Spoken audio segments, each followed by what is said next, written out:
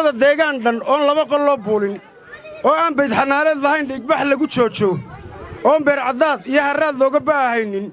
oon booyad mooyee aqoon beebka laga dhaansho bulsho quusa oo aanu baran dawlad badhitaarta oo cashuurta bixinteeda un baday nasiibkeedu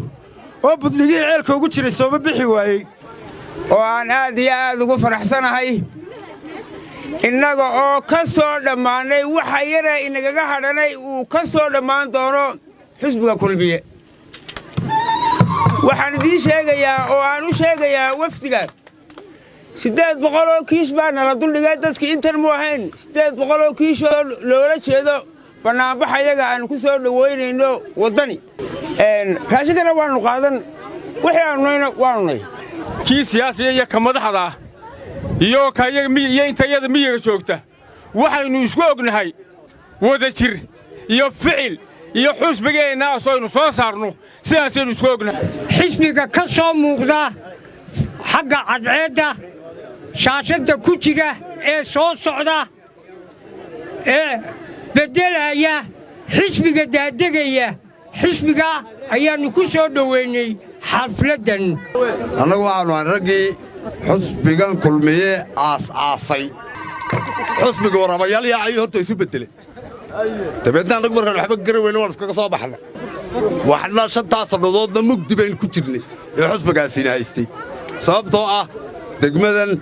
waxaa la yaalo wax 5 sannadood loo qabtay oo imanka farta lagu fiiqayaa ma jiro dhammaanteed waxaan idiin sheegayaa dhammaanteen inaannu ka wareegnay haddii aannu nahay degmada sallaxley odayaasha dumarka carruurta dhallinyarada giddii xusbiga wada waddani baannu imanka waa sallaxley degmada sallaxley dadka joogaa wuu idiin heellan yahay wuu idin jecel yahay waa walaalihiina wuu idin soo dhowaynayaa weynigooduna waa waddani xukuumaddan maanta joogtaa waxaad mooddaa tii laga yeeli waaye siyaad barre horta inay ku talinayso maanta xisbigii waddani baa la leeyahay waxaa la doonayaa in culays lagu saaro degmada sallaxley oo xundhurtiisii qofka bili'aadankaa baa la yidhi ama neefka xoolahaaba waxa badha meesha la yidhaa xundhurta sallaxley waa xundhurta waddani ninkii doonayow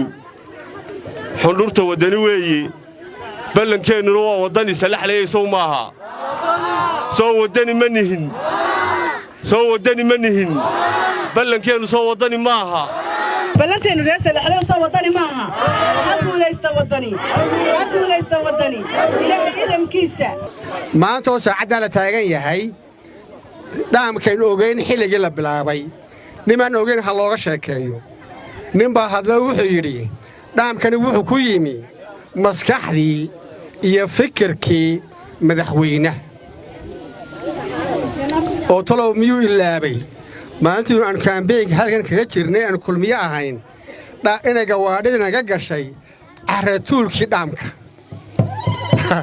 carratuulkii dhaamka inay gawaadhidu naga gashay oo dhaamku dhaam sii qodanba uu ahaa talow miyuu ilaabay waxaan leeyahay sallaxley hortu taa yaan laydinku beerlaxawsan waddani waa qayb ka mida degmada sallaxley yaraaniyo weynba